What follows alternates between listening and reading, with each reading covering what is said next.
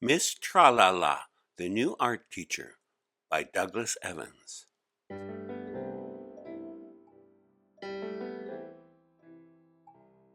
Art Hardy had no heart when it came to doing art. When Art did art, his gut would start to smart.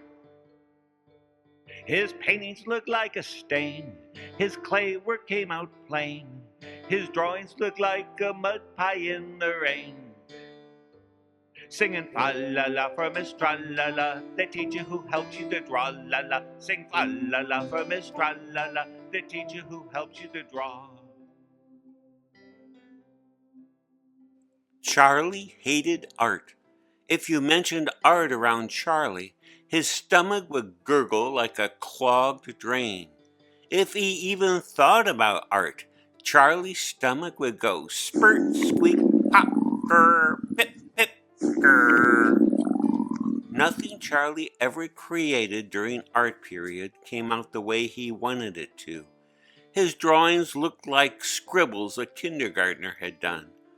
Every animal he made out of clay looked more like a vegetable. Any project he tried with glue became a smeary mess. Watercolors? Forget it. Charlie's paintings of mountains became brown stains, and his ocean paintings turned to blue blotches. So now you know why Charlie's stomach erupted every Friday afternoon. Friday afternoon was art period in the room at the end of the hall.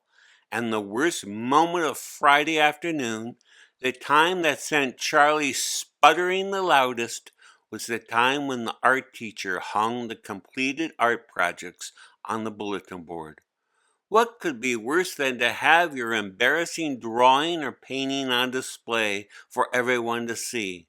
The art teacher always found something kind to say about Charlie's artwork, but how could Charlie help noticing that his pictures ended up hanging at the bottom of the display, or behind the door, or worse yet, upside down? One Friday afternoon, Charlie felt lucky. The art teacher was late. Charlie sat at his desk in the front row, both hands on his stomach, his eyes glued to the clock. Maybe the art teacher got sick, he said. Maybe she won't come at all today. Maybe she was fired and will never have art again. After 10 minutes of waiting, the class became squirmy. The noise in the room grew and grew.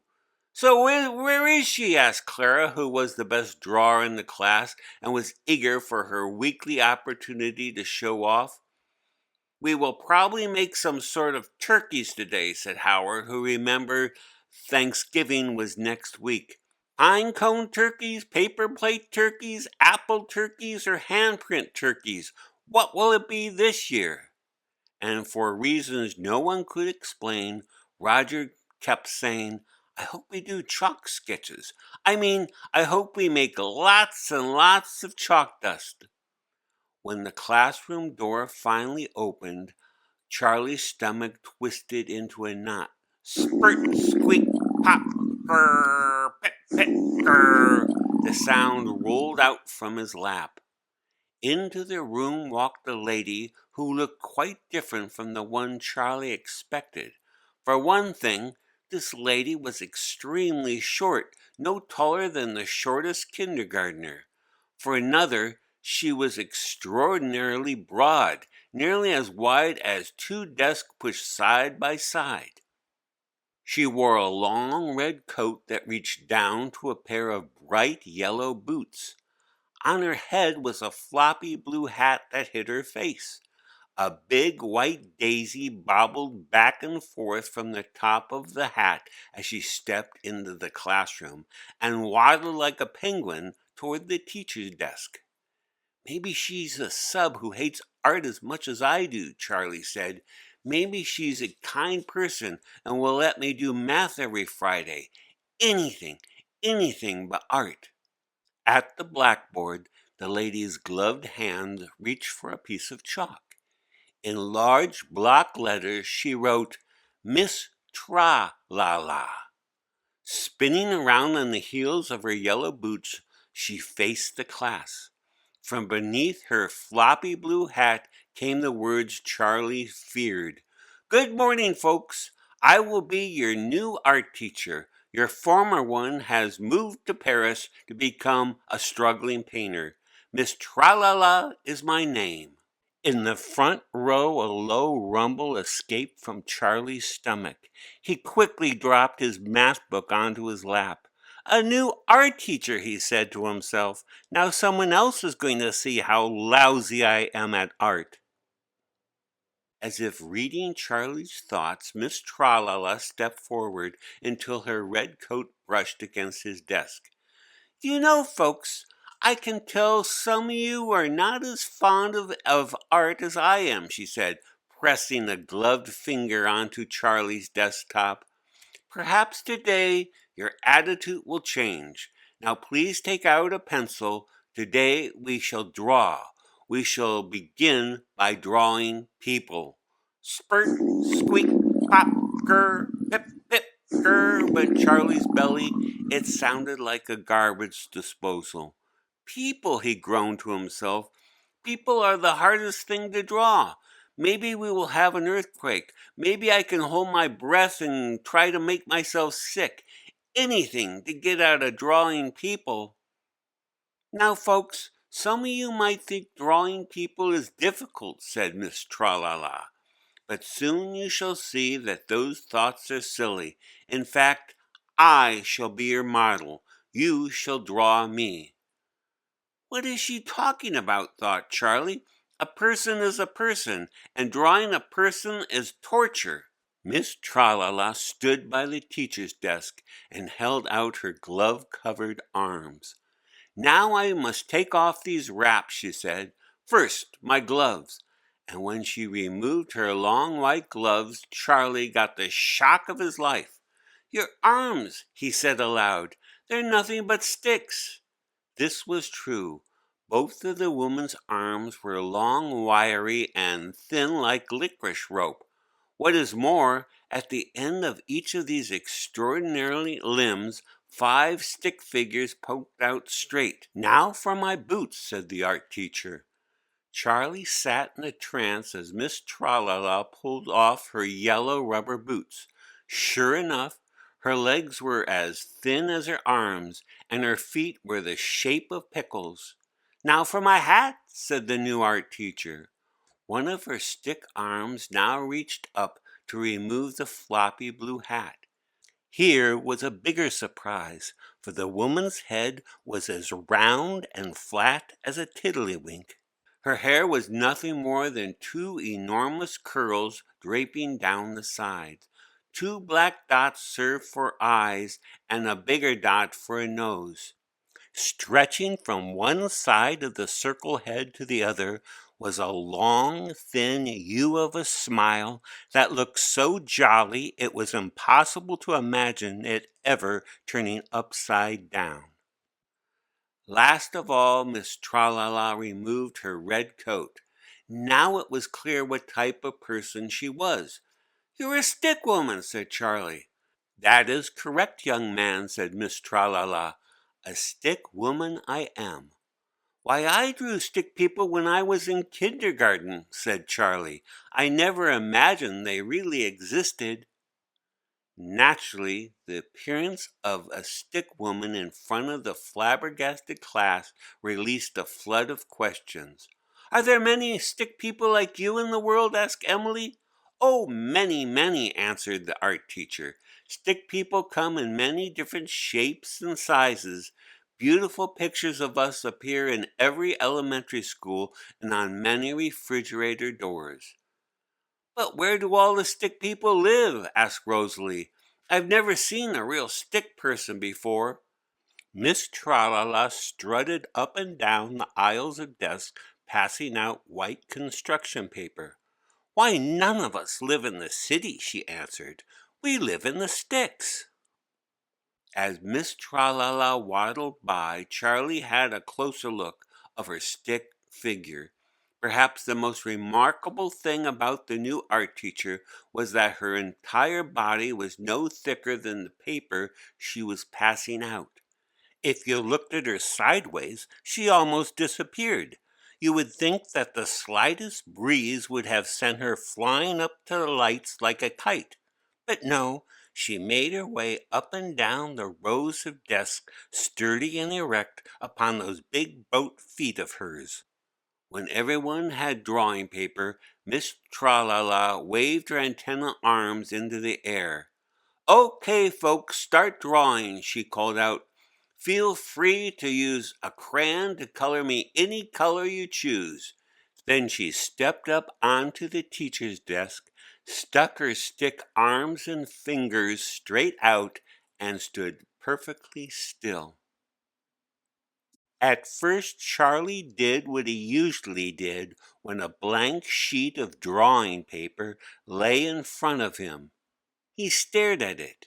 He twirled his pencil in his fingers and stared at the paper some more. This time, however, something was different. Not only was his stomach quiet, but after studying the stick woman posing on the teacher's desk, he thought, maybe I can draw that person. Maybe I will give it a try.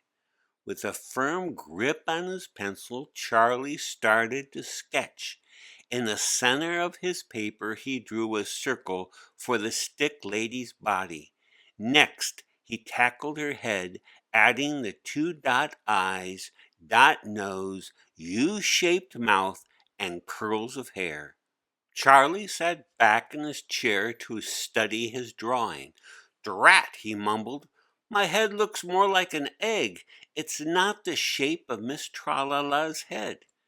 Yet when he glanced up at Miss Tralala again, she had changed. Her head was now egg-shaped, precisely the shape Charlie had drawn it. Not bad at all," he said, admiring his artwork. "Maybe I can do this. Maybe I can draw this person." With more confidence, he added the lady's stick arms and stick legs and stick fingers and big pickle feet. "Now," Charlie said to himself, "I wonder what would happen if I drew giant ears on the head." He did it, and sure enough, the stick lady posing on the teacher's desk now displayed the very jumbo ears Charlie had drawn on his paper. "Young man," Miss Tralala scolded, "it's grand that you are exploring new ideas in your art. However, it's embarrassing to be standing up here with these elephant ears." Quickly, Charlie erased the offending ears and sat admiring his finished drawing. Miss Tralala lowered her arms, wiggled her fingers, and stepped down from the teacher's desk. "Lovely, lovely, lovely," she said, wandering up and down the rows of desks, admiring each picture. Back at the teacher's desk, Miss Tralala announced, "Okay, folks, for our second picture, we shall draw an animal. I'll be back in a jiffy."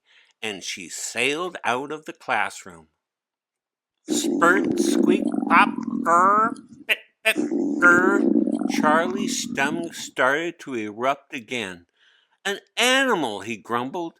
"Just when I was beginning to get the hang of drawing people, I have to draw an animal.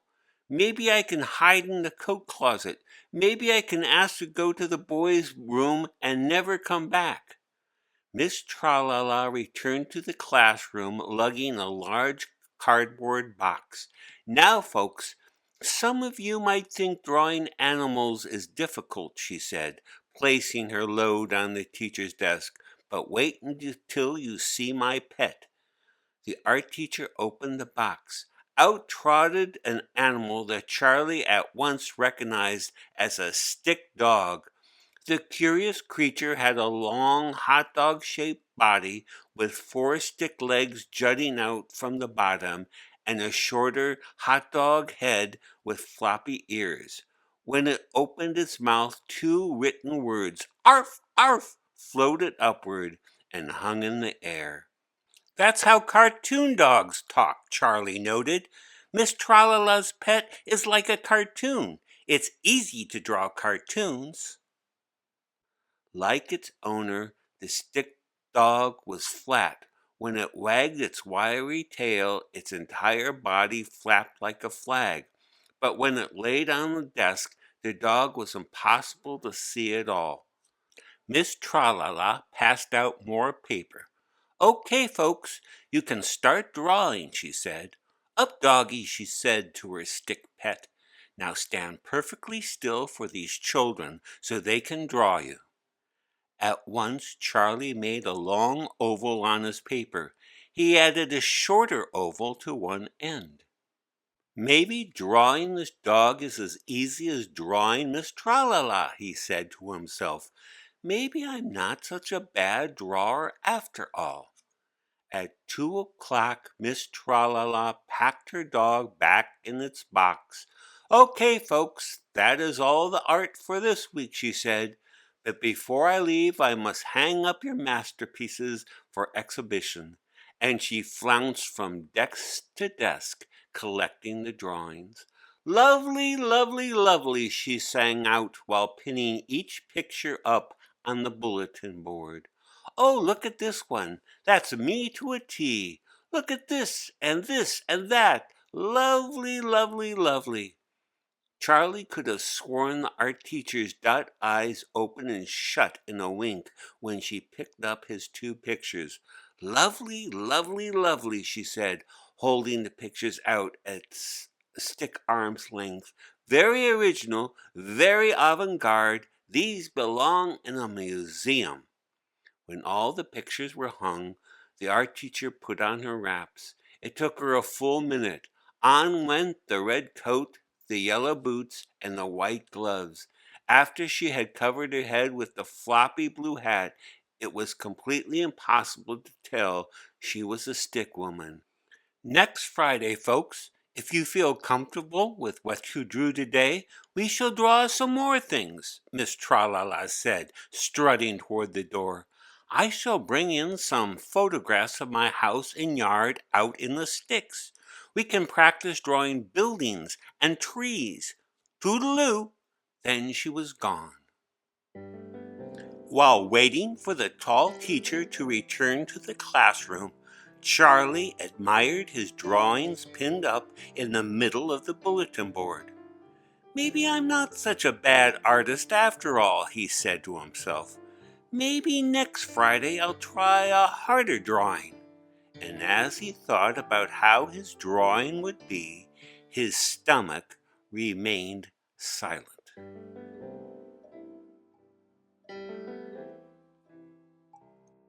Art Hardy had no heart when it came to doing art. When art did art, his gut would start to smart. His paintings looked like a stain. His clay work came out plain. His drawings looked like a mud pie in the rain. Singing fa la la for Miss Tralala, the teacher who helps you to draw la la. Sing fa la la for Miss Tralala, the teacher who helps you to draw.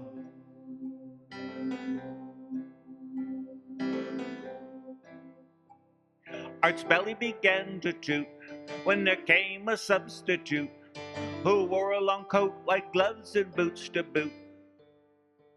She said, "Tralala is my name.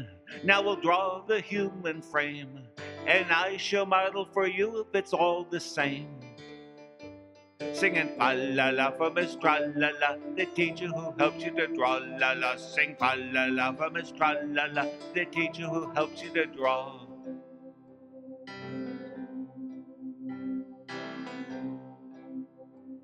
She shed a glove double quick. Each finger was like a toothpick, and to Art's alarm, her arm was merely a stick. Off came her floppy hat to show a head round and flat, and surprised out eyes with a U where a mouth should be at. Singing fa la la for Miss Tralala, the teacher who helps you to draw la la. Sing fa la la for Miss Tralala, the teacher who helps you to draw.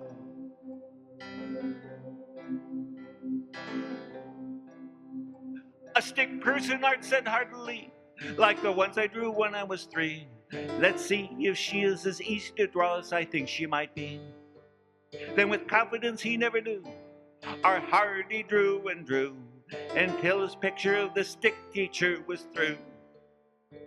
Singing fa-la-la for Miss Tra-la-la, the teacher who helps you to draw la-la. Sing fa-la-la for Miss Tra-la-la, the teacher who helps you to draw.